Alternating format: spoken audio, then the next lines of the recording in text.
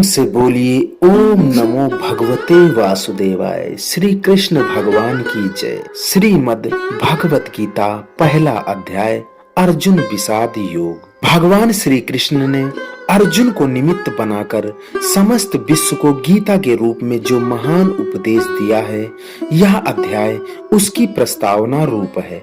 उसमें दोनों पक्ष के प्रमुख योद्धाओं के नाम गिनाने के बाद मुख्य रूप से अर्जुन को कुटुंब नाश की आशंका से उत्पन्न हुए मोह जनित विषाद का वर्णन है।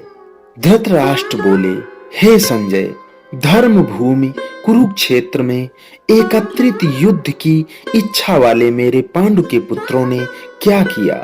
संजय बोले, उस समय राजा दुर्योधन ने व्यूह रचना युक्त पांडवों की सेना को देखकर और द्रोणाचार्य के पास जाकर यह वचन कहा, हे आचार्य, आपके बुद्धिमान शिष्य द्रुपद पुत्र धृष्टद्युम्न के द्वारा व्यूहाकार खड़ी हुई पांडुपुत्रों की इस बड़ी भारी सेना को देखिए।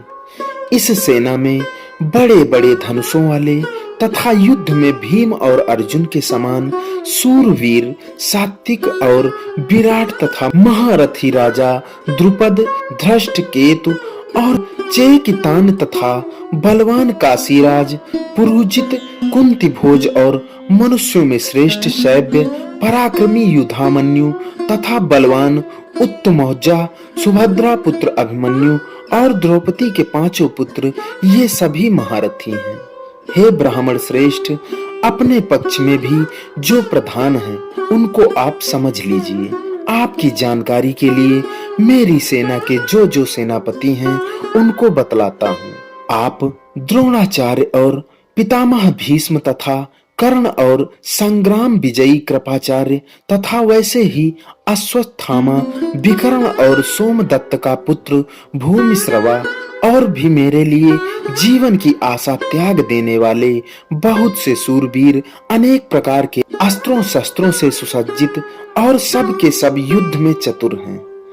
भीष्म पितामह द्वारा रचित हमारी वह सेना सब प्रकार से अजेय है और भीम द्वारा रचित इन लोगों की यह सेना जीतने में सुगम है। इसलिए सब मोर्चों पर अपनी अपनी जगह स्थित रहते हुए आप लोग सभी निसंदेह भीष्म पितामह की ही सब ओर रक्षा करें।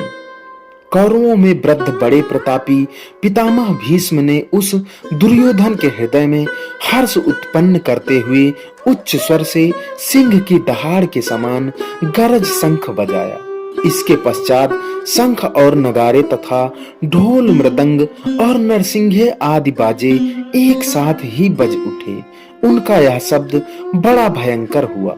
इसके अनंतर सफेद घोड़ों से युक्त उत्तम रथ में बैठे हुए श्री कृष्ण महाराज और अर्जुन ने भी अलौकिक शंख बजाए।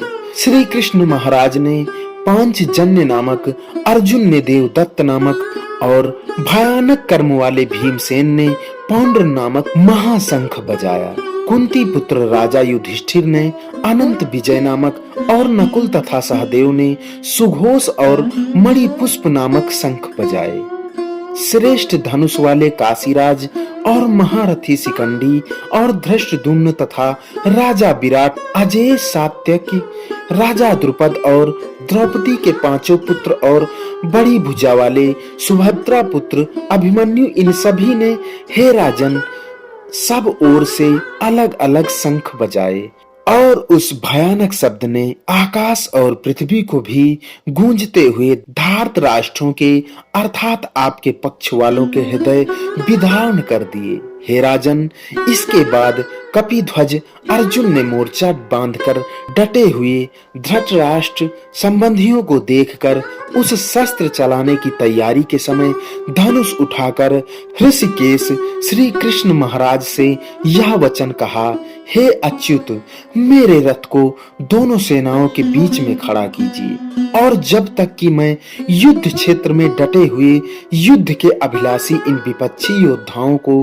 भली प्रकार देख न लूं, इस युद्ध रूप व्यापार में मुझे किन किन के साथ युद्ध करना योग्य है, तब तक उसे खड़ा रखिए। दुर्बुद्धि दुर्योधन का युद्ध में हित चाहने वाले जो जो ये राजा लोग इस सेना में आए हैं, इन युद्ध करने वालों को मैं देखूंगा।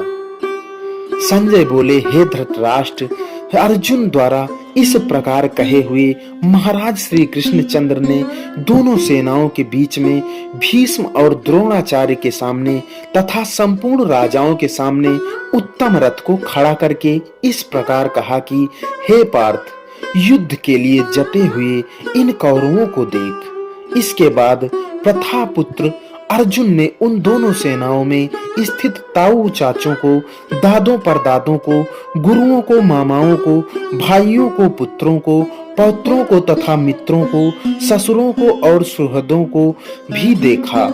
उन उपस्थित संपूर्ण बंधुओं को देखकर वे कुंती पुत्र अर्जुन अत्यंत करुणा से युक्त होकर शोक करते हुए यह वचन बोले। अर्जुन बोले, हे कृष्ण, युद्ध क्षेत्र में डटे हुए युद्ध के अभिलाषी इस स्वजन समुदाय को देखकर मेरे अंग शिथिल हुए जा रहे हैं और मुख सूखा जा रहा है तथा मेरे शरीर में कंप और रोमांच हो रहा है। हाथ से गांडीव धनुष गिर रहा है और त्वचा भी बहुत जल रही है तथा मेरा मन भ्रमित हो रहा है, इसलिए मैं खड़ा रहने को भी समर्थ नहीं हूँ। हे केशव, मैं लक्षणों को भी विपरीत देख रहा हूँ तथा युद्ध में स्वजन समुदाय को मारकर कल्याण भी नहीं देखता। हे कृष्ण, मैं ना तो विजय चाहता हूँ और न राज्य तथा सुखों को ही। हे गोविंद, हमें ऐसे राज्य से क्या प्रयोजन है अथवा ऐसे भागों से और जीवन से भी क्या लाभ है। हमें जिनके लिए राज्य, भोग और सुखादि अभीष्ट हैं, वे ही ये सब धन और जीवन की आशा को त्याग कर युद्ध में खड़े हैं। गुरुजन, ताऊ चाचे, लड़के और उसी प्रकार दादे मामे, ससुर, पौत्र, साले तथा और भी संबंधी लोग हैं। हे मधुसूदन, मुझे मारने पर भी अथवा तीनों लोगों के राज्य के लिए भी मैं इन सबको मारना नहीं चाहता, फिर पृथ्वी के लिए तो कहना ही क्या। हे जनार्दन, धृतराष्ट्र के पुत्रों को मारकर हमें क्या प्रसन्नता होगी।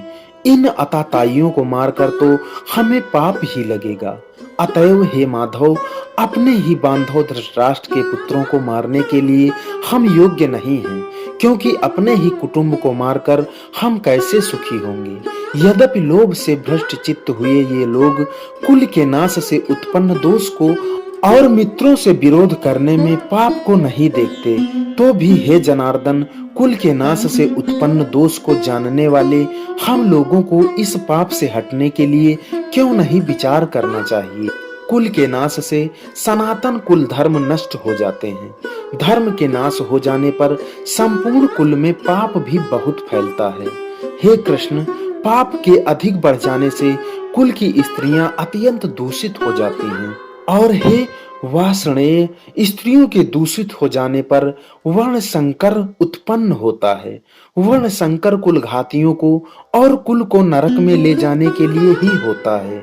लुप्त हुई पिंड और जल की क्रिया वाले अर्थात श्राद्ध और तर्पण से वंचित इनके पितर लोग भी अधोगति को प्राप्त होते हैं। इन वर्ण संकर कारक दोषों से कुल घातियों के सनातन कुल धर्म और जाति धर्म नष्ट हो जाते हैं। हे जनार्दन, जिनका कुल धर्म नष्ट हो गया है, ऐसे मनुष्यों का अनिश्चित काल तक नरक में वास होता है, ऐसा हम सुनते आए हैं।